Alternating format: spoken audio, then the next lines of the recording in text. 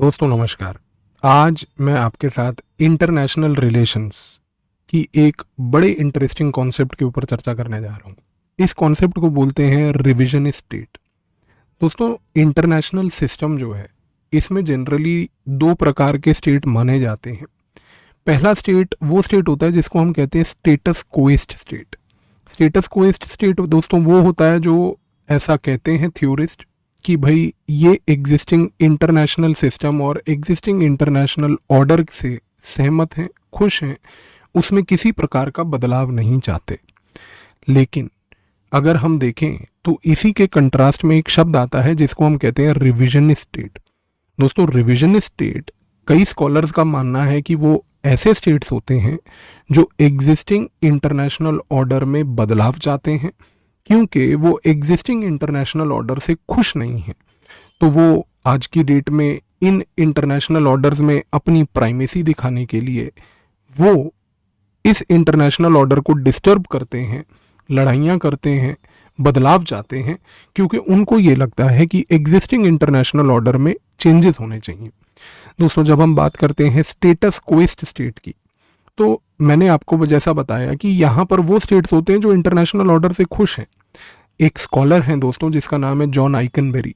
वो ये मानता है कि स्टेटस को स्टेट्स में आज की डेट में फ्रांस आता है, जर्मनी आता है, जापान आता है, ऐसे और बहुत सारे उदाहरण हैं, पर ये प्रोमिनेंट स्टेट्स हैं।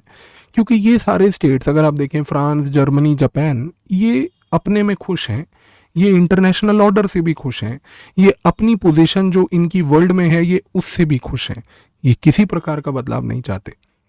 लेकिन जॉन आइकनबेरी ये कहता है कि साथ ही में अगर हम देखें तो जो आज रिविजन स्टेट है उसमें वो अमेरिका को गिनता है, क्योंकि वो कहता है कि भाई अमेरिका आज पूरे वर्ल्ड में जब रेजीम चेंज करता है लिबरलिज्म को लाने के लिए, रेजीम चेंज करता है डेमोक्रेसी को लाने के लिए, तो अमेरिका एक प्रकार से एक रिविजनिस्ट स्टेट है, क्योंकि वो इंटरनेशनल ऑर्डर से ना खुश है, और तब तक ना खुश है जब तक वो ये चाहे कि भाई पूरा वर्ल्ड एक लिबरल डेमोक्रेसी ना हो। अब जॉन आइकनबेरी का मानना दोस्तों ये भी है कि जो चाइना है फॉर दैट मैटर, वो भी एक स्टेटस को ही स्टेट नहीं बल्कि रिविजनिस्ट स्टेट है, क्योंकि चाइना आज की डेट में इंटरनेशनल ऑर्डर में एक अपनी प्राइमेसी चाह रहा है, लेकिन साथ ही में चाइना इंटरनेशनल ऑर्डर में प्राइमेसी लाने के लिए अपने इंटरनेशनल नॉर्म्स को प्रमोट कर रहा है, जिसमें उसने बेल्ट एंड रोड इनिशिएटिव की बात करी। उसने उदाहरण के तहत कहा कि भाई बेल्ट एंड रोड इनिशिएटिव को आप एक इंफ्रास्ट्रक्चरल प्रोजेक्ट के नज़रिए से ना देखिए, वो चाइनीज़ का एक ग्लोबल पावर एम्बिशन का प्रोजेक्ट है।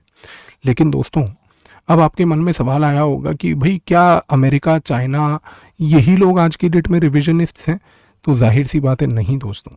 इनफैक्ट मैं अब आपको एक नए स्कॉलर की ओर लेके जाता हूँ, एक नया स्कॉलर जिसने हाल ही में एक नई बहुत ही प्यारी किताब लिखी है, और वो स्कॉलर का नाम है योआव टेनेनबॉम। इसने एक रिसर्च में ये करके बताया कि जब हम देखते हैं इंटरनेशनल ऑर्डर को, तो वो कहता है कि भाई मैं ये 2 पॉइंट डेफिनेशन स्टेटस को और साथ में रिविजनिज्म से ना खुश हूँ। वो कहता है कि वर्ल्ड में 3 प्रकार के स्टेट होते हैं, स्टेटस को स्टेट, रिविजन स्टेट, और वो कहता है एक प्रकार के स्टेट होते हैं रेवोल्यूशनरी स्टेट। तो जॉन आइकनबेरी और योएफ टेनेनबॉम के बीच में ये अंतर है। अब सवाल उठता है कि टेनेनबॉम ने यहाँ पर रेवोल्यूशनरी स्टेट कौन से गिने? तो टेनेनबॉम बोलता है दोस्तों कि रेवोल्यूशनरी स्टेट वो होते हैं जो वर्ल्ड में आज इंटरनेशनल ऑर्डर को चेंज करना चाहते हैं, और इस इंटरनेशनल ऑर्डर से वो नाखुश हैं, और वो नाखुश होने के बाद इस चेंज को लाने के लिए जो स्ट्रैटेजी का प्रयोग करते हैं वो चाइना या अमेरिका जैसी स्ट्रैटेजी नहीं, बल्कि वो एक आइडियोलॉजिकल गेम खेलते हैं। तो वो आज की डेट में अपनी आइडियोलॉजी को प्राइमेसी देना चाहते हैं। तो दोस्तों, यहाँ पर टेनेनबॉम गिनता है ईरान को, कि भाई ईरान जो है आज की डेट में एक आइडियोलॉजिकल वॉर कर रहा है मिडल ईस्ट में, कि वो पहले मिडल ईस्ट के पावर स्ट्रक्चर को अल्टर करेगा और फिर वर्ल्ड में पर्शियन एम्पायर जो हिस्टोरिकल लेवल पे था उसको रीअसर्ट करने की कोशिश करेगा। दूसरी बात, एग्जाम्पल जो उसने अपनी रिसर्च में दिया, उसने टर्की का एग्जाम्पल दिया। वो कहता है कि टर्की भी आज की डेट में एक रिविजनिस्ट नहीं बल्कि एक रेवोल्यूशनरी स्टेट है। उसका मानना ये है कि टर्की आज की डेट में जिस प्रकार का गेम खेल रहा है एर्डोगन के अंडर, टर्की आज इंटरनेशनल लेवल पे पर्शियन एम्पायर जैसे गेम को काउंटर करने के लिए अपना ओटोमन एम्पायर का गेम पैरेलली खड़ा कर रहा है।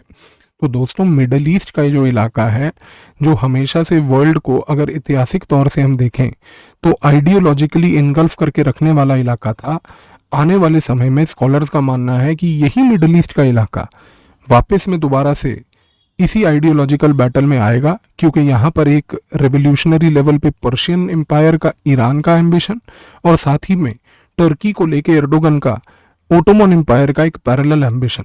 और आने वाले समय में दूसरे वर्ल्ड के जो कंट्रीज हैं वो ईरान के साथ होते हैं या टर्की के साथ होते हैं, ये डिसाइड करेगा कि ईरान की आइडियोलॉजी का क्लैश टर्की से होगा या टर्की का आइडियोलॉजी का क्लैश ईरान से होगा। तो दोस्तों वर्ल्ड में कोई भी स्टेट अगर हम देखें तो या तो वो स्टेटस कोइस्ट होगा या रिविजनिस्ट होगा, या अभी हमने जो एक नया टर्म सीखा रिवोल्यूशनरी होगा। लेकिन अगर हम इंडिया की बात करें तो दोस्तों इंडिया स्टेटस कोइस्ट नहीं है, इंडिया एक रिविजनिस्ट स्टेट है। इंडिया एक इंटरनेशनल ऑर्डर में बदलाव चाहता है। इंडिया एक इंटरनेशनल ऑर्डर में जो गेम खेल रहा है वो बहुत ही अलग है। हम इंटरनेशनल ऑर्डर में जो चाहते हैं वो है इंक्लूसिविटी। हमारा एजेंडा इंटरनेशनल लेवल पे दोस्तों ये है कि पूरे वर्ल्ड में जो इमर्जिंग कंट्रीज हैं, जिनको हम ग्लोबल साउथ कहते हैं, जो देश के पिछड़ी देश हैं, पूरे संसार के पिछड़े देश हैं, इन सारे देशों को एक वॉइस इंटरनेशनल सिस्टम में मिलनी चाहिए। तो थ्योरेटिकल नज़रिए से हम भी स्टेटस कोइस्ट नहीं है दोस्तों, लेकिन हम रेवोल्यूशनरी भी नहीं, हम रिविजनिस्ट हैं। लेकिन रिविजनिस्ट में भी वो एक्सट्रीम वाले रिविजनिस्ट नहीं, बल्कि रिविजनिस्ट में भी हम दोस्तों एक ऐसा इंक्लूसिविटी रिविजनिस्ट हैं जिसमें हम चाहते हैं कि वर्ल्ड के सारे देशों को वासुदेव कुटुंबकम को नज़र रखते हुए सारों को एक पीसफुल वर्ल्ड को क्रिएट करने में, उसको सस्टेन करके रन करने में मौका मिले। तो दोस्तों आई होप इस छोटे से वीडियो से आप आने वाले समय में अखबारों में इन देशों को जब पढ़ेंगे तो आपके थॉट प्रोसेसेस क्लियर रहेंगे। दोस्तों अनअकैडमी में हमारे साथ जुड़िए। 2022 में 1 आउट ऑफ 3 सिलेक्शन हमारे अनअकैडमी से हुए। साथ ही में जून एक्सटेंशन ऑफर अभी चल रहा है दोस्तों, जिसमें 4 महीने 6 महीने की सब्सक्रिप्शन पे आपको एक्सटेंशन दिया, 12-18 महीने की जो आप अगर सब्सक्रिप्शन लेते हैं तो उस पर एक्सटेंशन है 4 से 6 महीने का। साथ ही में PAVIAS कोड से आपको अनअकैडमी UPSC प्रॉमिस भी मिलेगा। और हमारा मेंस एनरिचमेंट प्रोग्राम है दोस्तों, 16 सेक्शनल और 4 फुल लेंथ टेस्ट। अभी ये ऑल स्टार बैच इंग्लिश वाला और हिंदी का लक्ष्य बैच भी स्टार्ट हो रहा है, तो इसमें भी आप PAVIAS कोड से सब्सक्रिप्शन ले सकते हैं।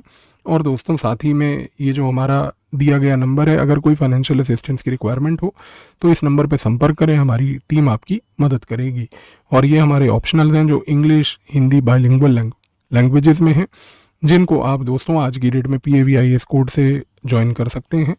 और ये ऑप्शनल्स का भी आप एक्सेस कर सकते हैं लाइव क्लासेस और टेस्ट के साथ साथ। और दिल्ली की प्रिपरेशन के लिए हमारा फाउंडेशन सक्सेस प्रोग्राम 2023 में 26 जून से स्टार्ट हो रहा है 24 के विद्यार्थियों के लिए।